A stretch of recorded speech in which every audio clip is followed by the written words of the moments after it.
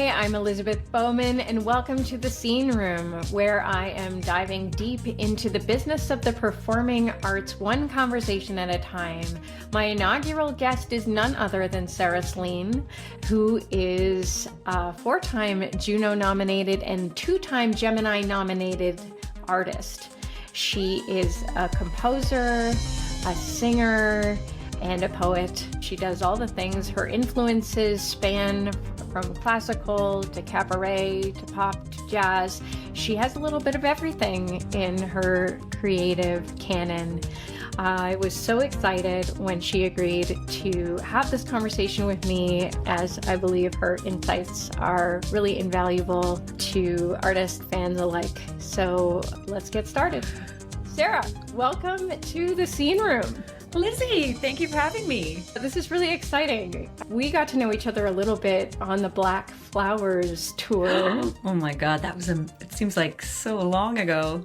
2000 and something? Yeah.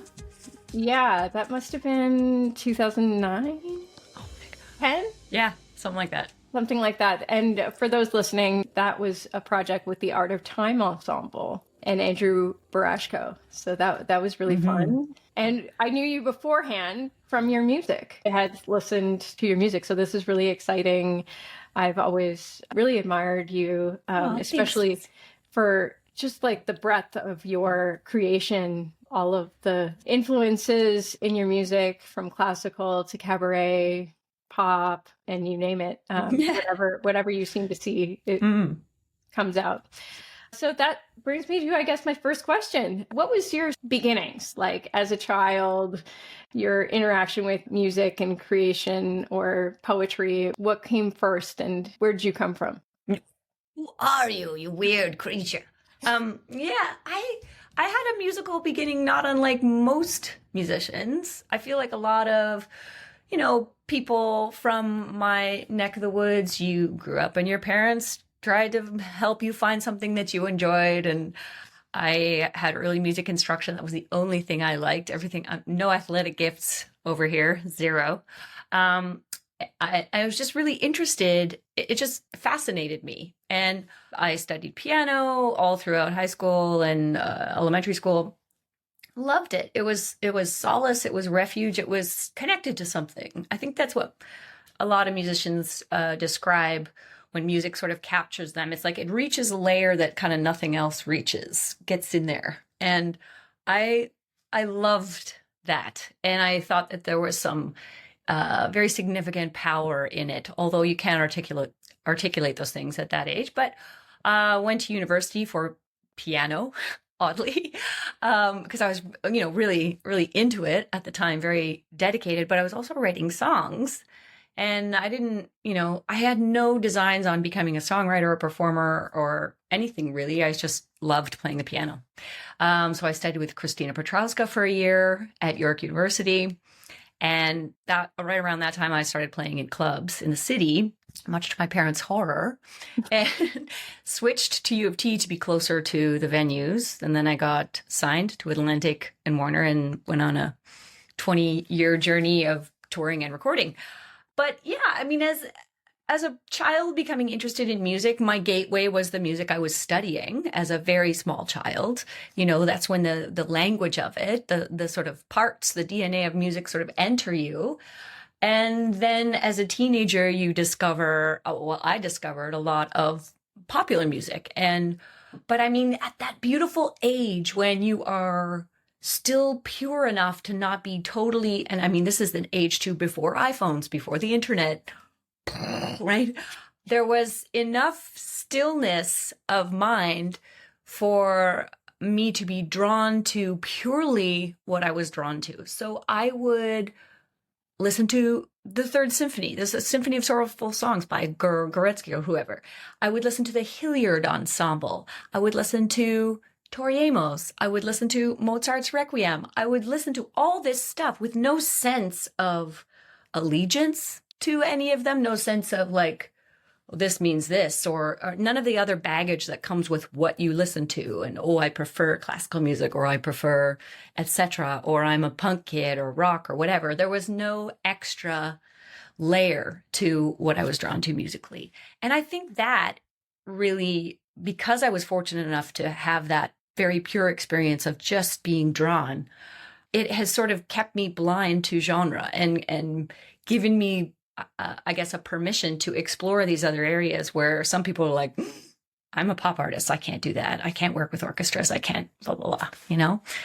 Yeah, I love that because a lot of people are afraid to go to the opera, go to the symphony because they feel they have to say a certain thing or react a certain way. And ultimately, it's just about letting it wash over you and taking the inspiration from what it is you're seeing, and no, there's no right answer or, wrong answer to. And we have to resist at all costs the moneyed hijacking of artistic expression, the corporate hijacking of artistic expression. Like, it does not belong to a very, the 1%. It does not belong to them, even though they're the only people that can buy and sell great works of art, etc. Like, music is for everyone. And I think we have to resist those sort of cultural cues and the sort of,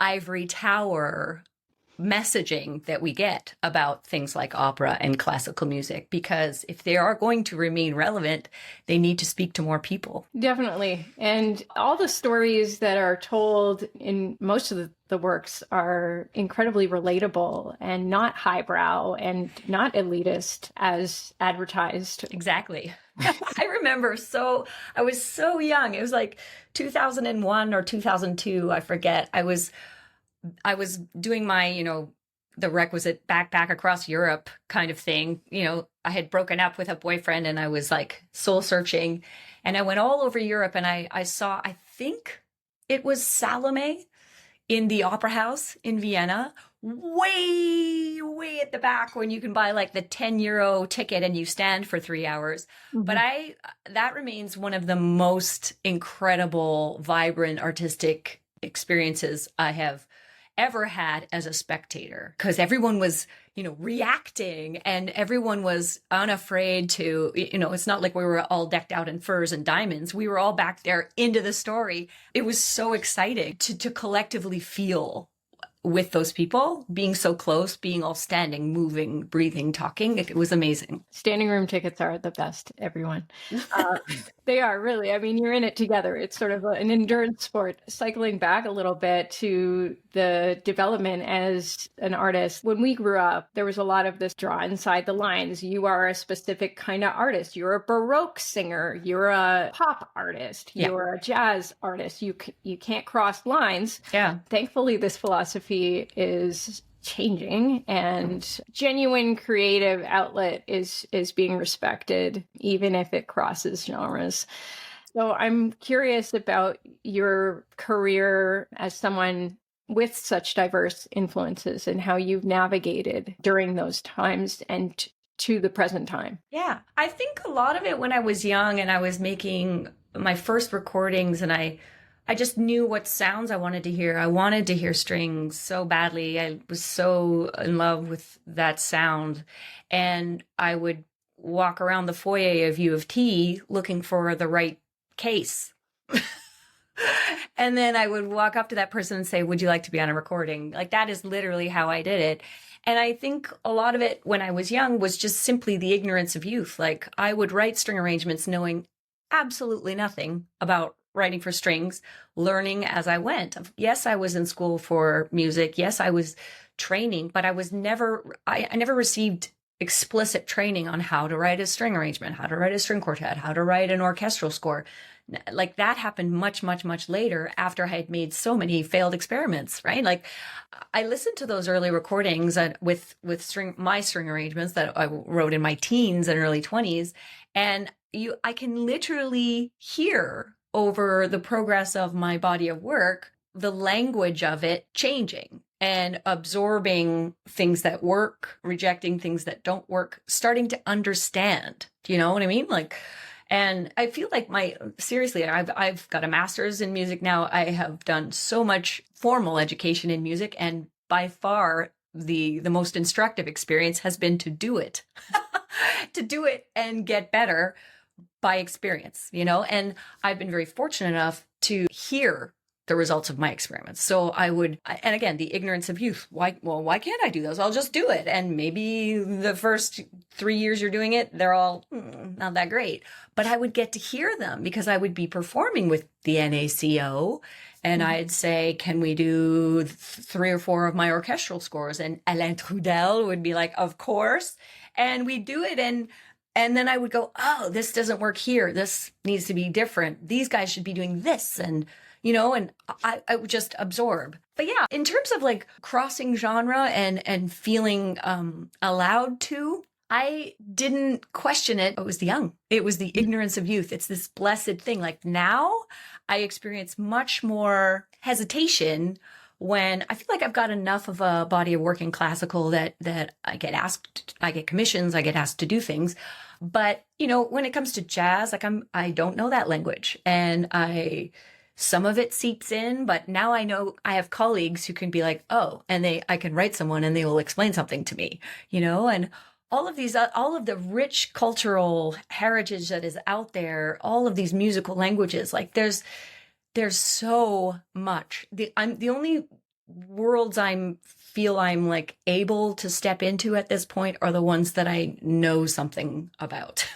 How old were you when you signed your first record label? 19. 19. Yeah. And was which record label was it? It was, so this was an interesting time. I think I signed, maybe I was 20. Yeah, I was 20.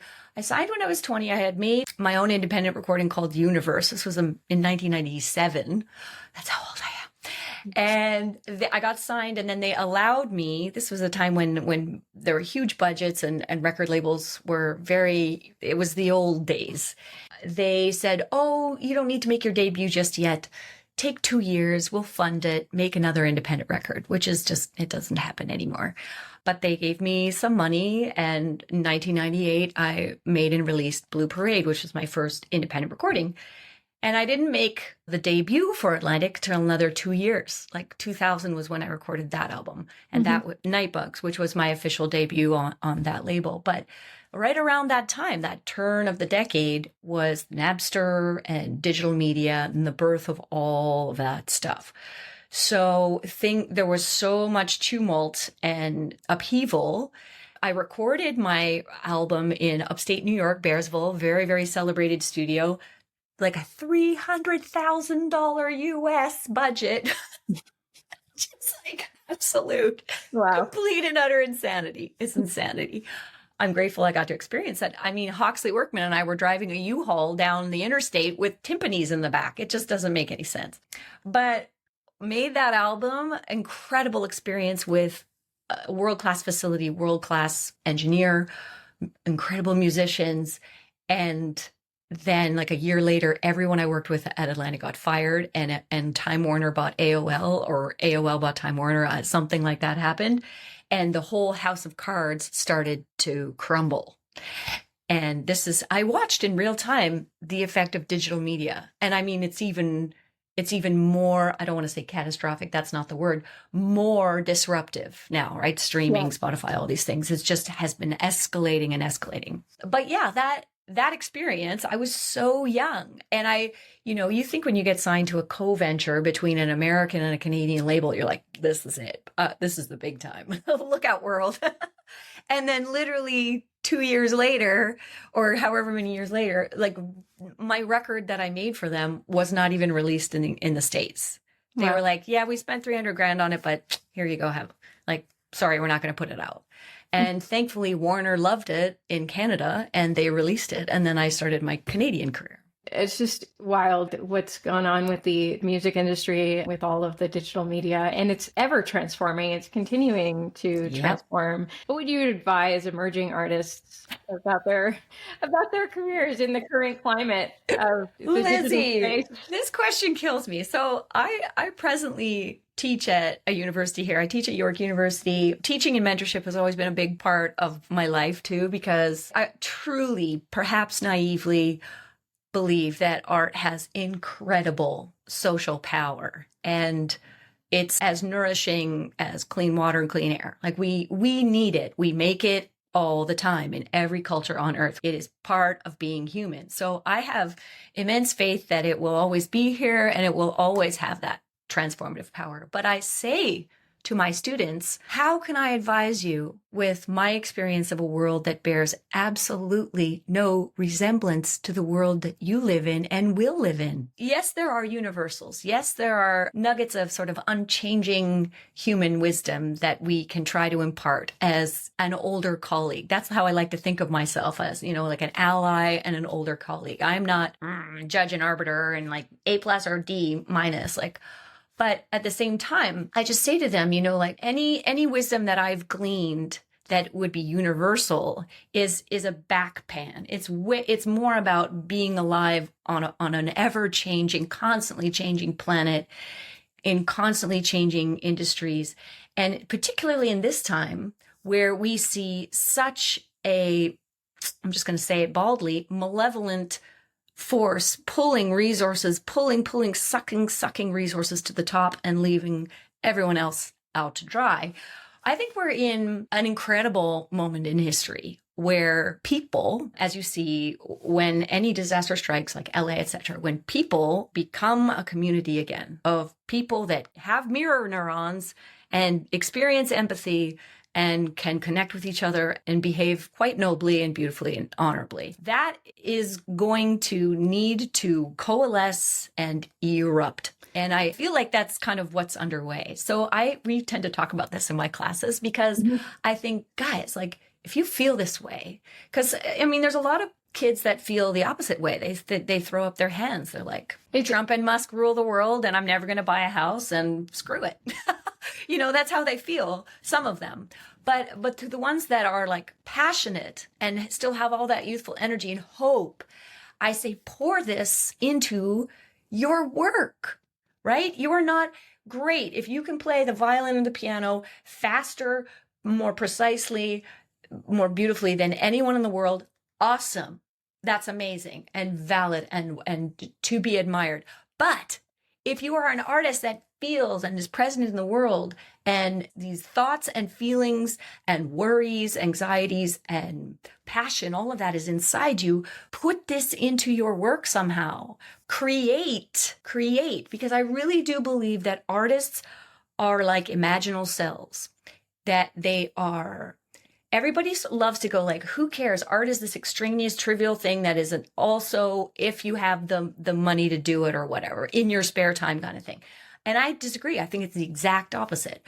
We are the people, creators, who are putting into the collective imagination new ideas about the way to live, to be, new ideas about how to be. Like, that's what we need right now, right? We need to hear from all of those voices that we have not heard from, that have resulted in a world where there's so much, such a malevolent force. I absolutely agree. I think that I always try and bring things down to the lowest common denominator, like in terms of whenever I'm thinking of a big problem. And community is the word. Like, Amen. As artists, you need to connect with a community. You need to build a community and you need to build that audience. Like, we need to get back to almost like really early days, long before these big budgets and whatever, where people really did create the old school vibe. We just need to have person-to-person connection, the touring in small venues, and you need to show up. And it's sort of that incremental work each day, a little bit each day, and grow your community from that. And I'm a digital media person. That's my specialty, with obviously the singing background. But those email lists are invaluable. And speaking to people like people and not like you're a big corporation, because I feel like artists, like the whole game has been lost in this sort of tornado of big business. And absolutely, I feel like the whole world has been lost in the tornado of big business. Well said, right? Like, because when it comes down to it, I feel like LA is a perfect example. When it comes down to it, however you feel about that, it's tragic that people have lost their homes and or lives in some cases. But when those things happen, who comes to the rescue? I mean, we're all up in arms like that the government hasn't. People, your neighbors, the people that live in your town. So can I ask you a little bit about your creative process? Because you do perform with symphonies and chamber ensembles and also with yourself and your band. And I perform with myself. I mean, there's just a lot of different Sarah Sleans out there. What's the difference? Like, how do you feel creatively when you're performing in these different environments? Like, what you pinpoint as sort of the experience for you? I've been on a stage in so many different capacities. Yeah, that's true. I've done solo tours, which is, a whole other experience. And I haven't done that in so long that I think if I was asked to do it now, I probably would be too afraid. Just putting that out there, which I may do in October of this year. I've performed with bands, but that whole period where I was touring very heavily from 2000 to about 2018, like almost 20 years of constant touring, international touring. I'd say my favorite is around that time was the ensemble we landed with for Land and Sea, the album that was 2 albums. One was the pop that I had become known for, and then Sea was this true expression of that, my deep interest in strings and orchestral writing that had really come to flower on that record, Land and Sea. That was I look at that as kind of a turning point, that project, where I was like, this is where I want to go. Sea, it was a 21-piece orchestra of total rock star classical players in Toronto. My sort of lyrical songs, but set to string orchestra. I mean, it was a dream come true. I had written 4 of the charts, and John Goldsmith, my longtime mentor and colleague, had written the other 3. And he was producing, and I was just like, I couldn't believe that it had actually happened in the flesh, number one. But because I was on a small boutique label too, how is this happening? But it really cemented for me that was where my intellectual and spiritual interest lay. And that was going to be the next phase of my career, because it just was challenging, I'd done lots of band stuff, and I didn't feel like I could expand any further in that and say anything different, and the orchestra just captured me. I'd say my favorite now in that sort of second chapter from, say, 2012 onward is to perform with an orchestra. I mean, there's really nothing like it. You know this. It's just, you have 40 to 80 Ferraris behind you doing their thing that they've spent, 30, 40, 50 years doing. And you're playing some of the greatest music. I mean, I've done a lot of those Joni Mitchell with orchestra shows, Vince Mendoza's charts, which are just mind-boggling and outstanding and so lush and beautiful.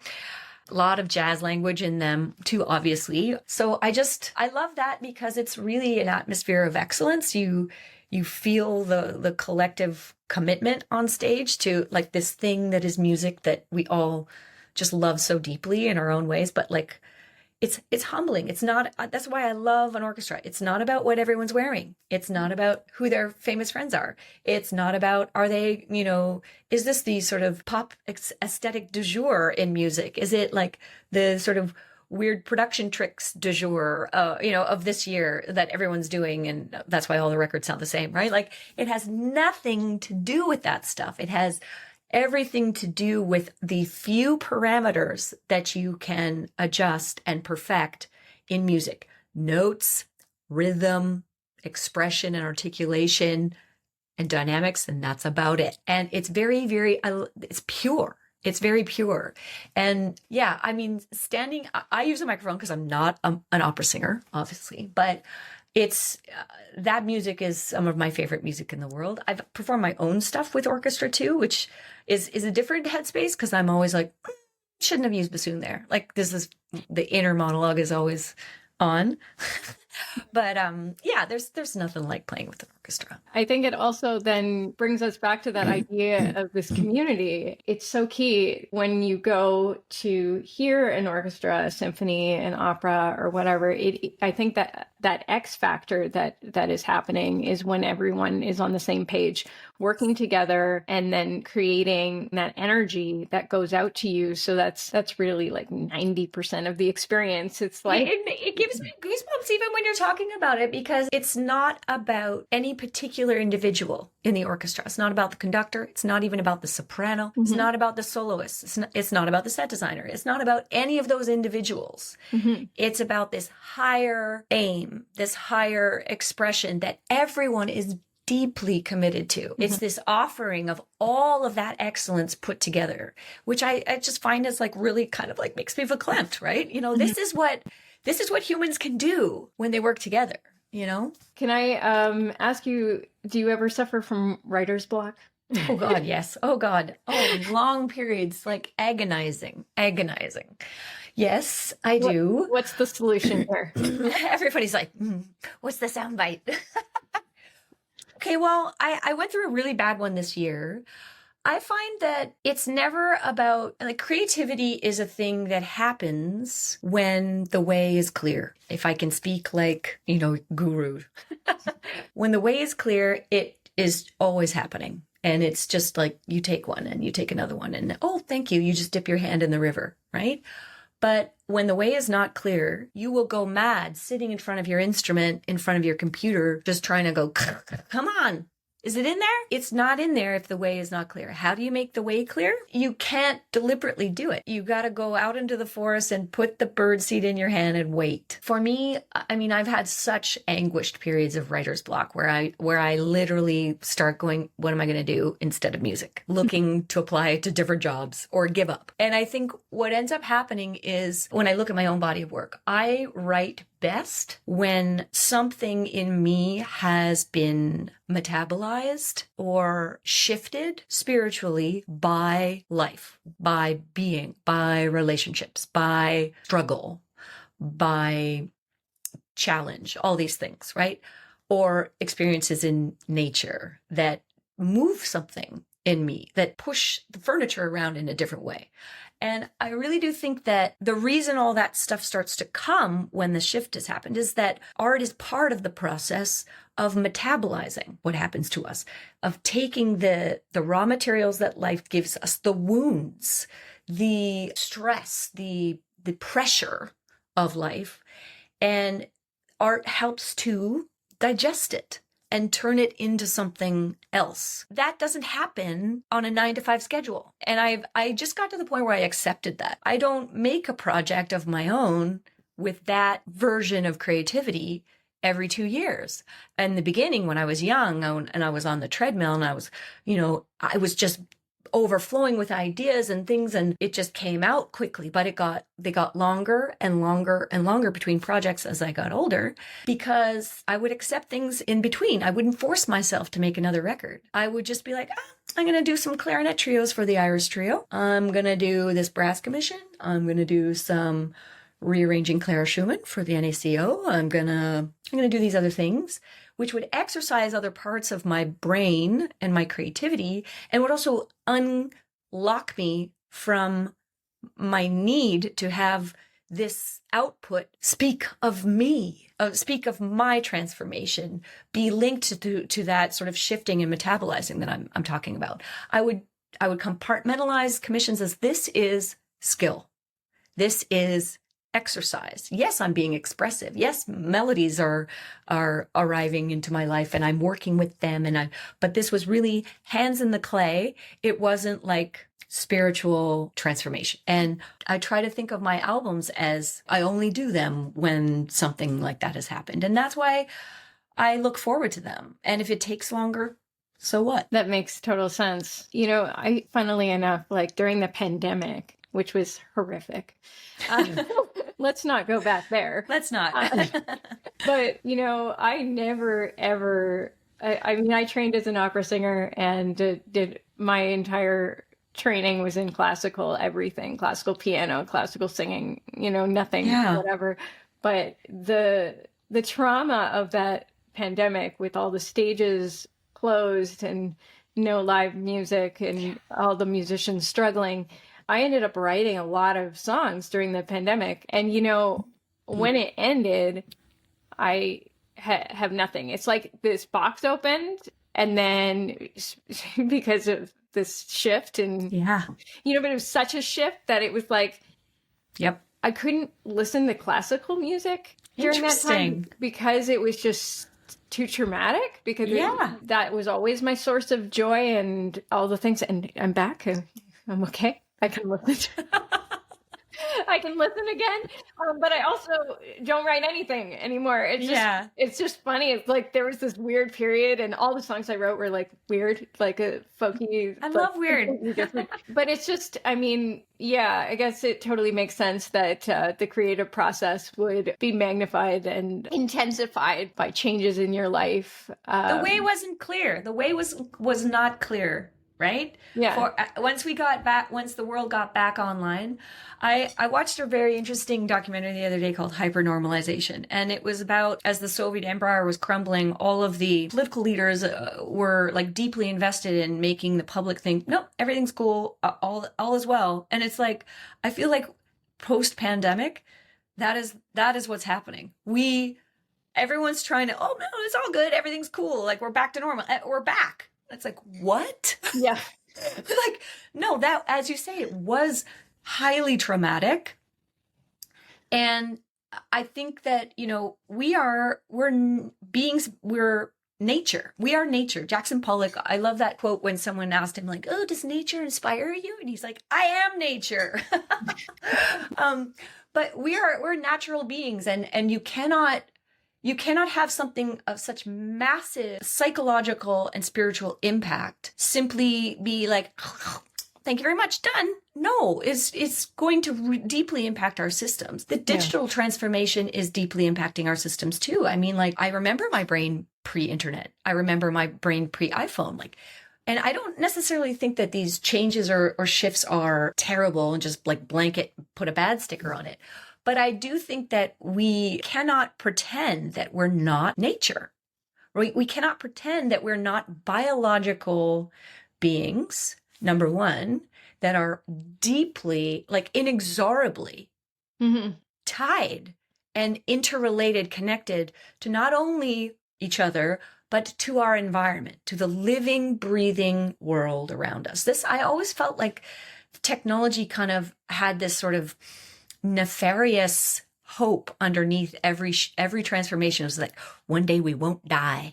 It's like, yes, we will. You too, Musk, you're going to die, right? Like, it's just like this weird denial of mortality.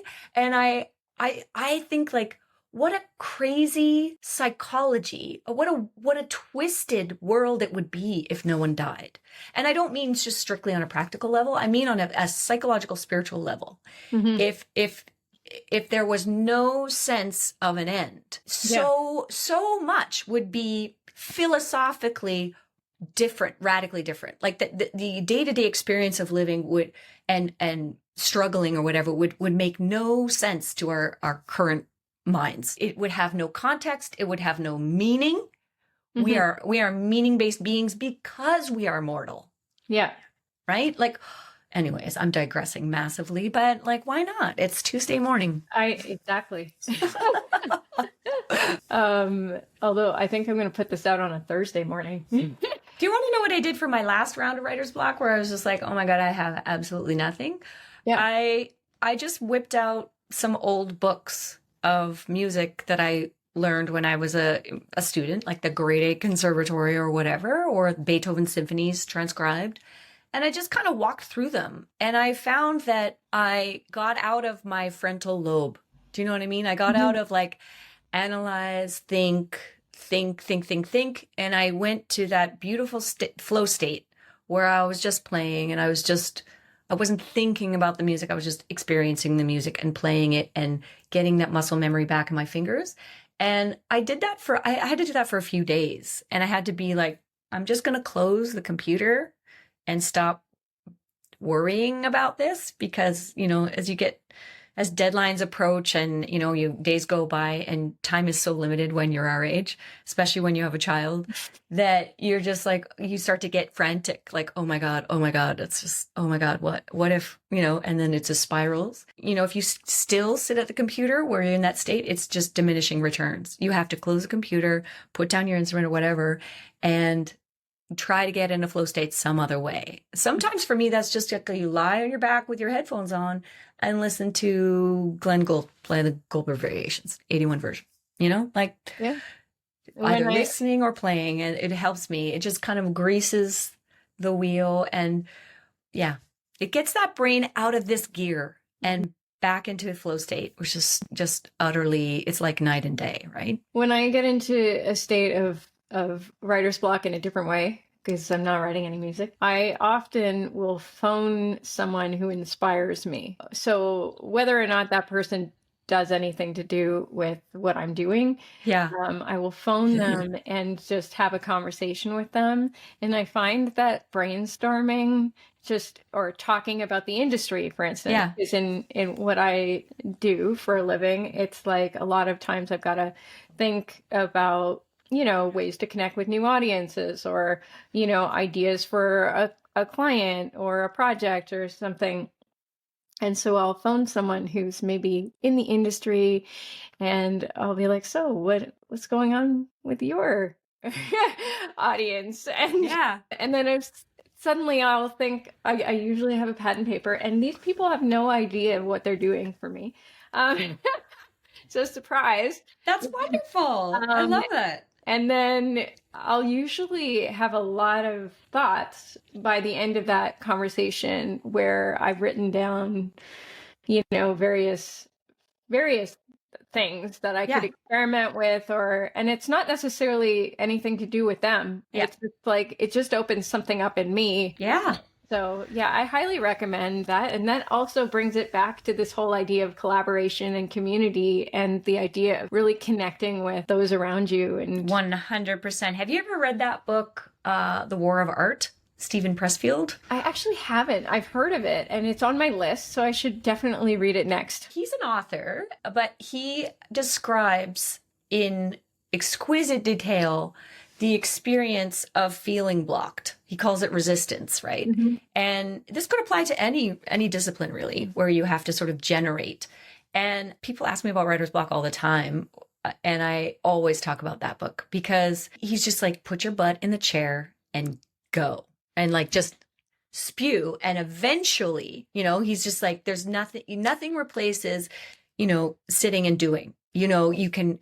And Margaret Atwood actually once, I love this quote, I forget, I will butcher it, but she said, I would rather like wash dishes than sit down and write. Like your brain will come up with 3 million other things to do than the thing that you want most to do. We talk about discipline in my classes, but again, like I've gotten to that point where I force myself to sit in the chair, and it's just like torture, like nothing comes. I really think that when you uncouple, specifically for musicians, when you uncouple your instrument and the sheer enjoyment of music from this like need to produce, then you can return to that flow state, which is essential for making anything of value.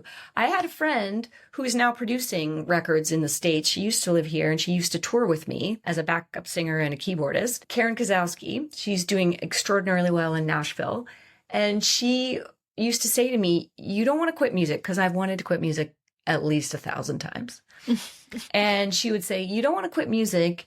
You need to change your relationship to it. I still think that is a brilliant piece of advice, because when I get stuck, when the way is not clear, is usually when I have packed on to music all this other shit, identity, like then economy, like your income and living, and it has to like, dance monkey dance, it has to do all this stuff for you. And you really, whenever I guest lecture creators, I say, protect that inner kernel that's got the flame or the light going. And we all know what I'm talking about. Right? You got to protect it. Yes, it's magical. Yes, it can earn you money. Yes, it can really deeply inform your identity. Yes, it can connect you with like-minded people. It could be the core of your communities. It could be your livelihood, your passion, all these things. But don't let it get torn apart by all of those competing interests. Protect that inner core, right? And I think what I'm doing when I sit down and play a Haydn sonata that I haven't played in 25 years, is I'm returning to that core. I'm putting a shell around it and going, you can exist just like this. I don't need to record you and put you on TikTok. I don't need to monetize you. I don't need to do this in front of other people. This is just, I'm going to protect this little flame. I realize I've seen Stephen Pressfield on the Rich Roll podcast, which is one of my favorite podcasts. So, God bless Rich Roll. I know. Why doesn't he have a young single brother? Why? Yeah. Go listen to the Rich Roll podcast once you're done this one. No, he's the best. I love him. Yeah, he's definitely an inspiration. We should probably wrap this up soon, but I would love to know about your mentors. There are so many.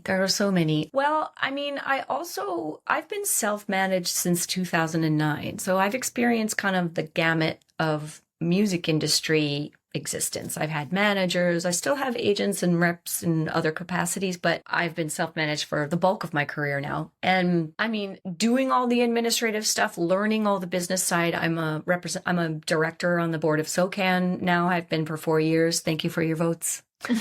I really participate in that side of things. I really run my business as you do, right? Mm-hmm. And there have been many mentors, most of them female. Shauna DeCartier, who runs Six Shooter Records, built an absolutely extraordinary business that includes festivals. She reps all these amazing artists. And she's just been, ever since I met her like a million years ago in the late 90s, she's just been a badass. She's just like always full of ideas and a person of possibility. She's always like, why not? And a can-do kind of person. Very, very inspiring, thinks big. And her partner, Helen Britton, who's been one of my dear friends for many, many years as well. She's extraordinary. Leaders, right? Like unabashed leaders. John Goldsmith, as a composer, has been a lifelong mentor and friend. We regularly, when Select Bistro was in its heyday, we would go there for dinner on a monthly basis and